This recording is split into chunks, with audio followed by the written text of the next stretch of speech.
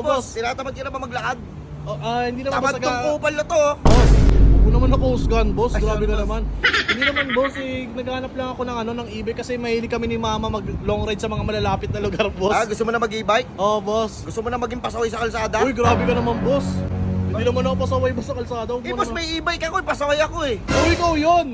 Huwag mo ako idamay, boss. Kahit ako naman, kahit pa paano may alam ako, boss, sa kalsada, kaya ko naman kahit pa paano, nakikipagsabahin nga ako sa mga truck, eh. O, tignan mo, pasaway ka nga! Uy, yeah. Ay, sa bagay, ako naman to eh. Tagahanap din ako ng ano eh. Kung pasaway ako lang Oo, dapat. ikaw Oh, lang, nga ba, boss. pasensya na ba? Boss, ano bang hanap mo, boss?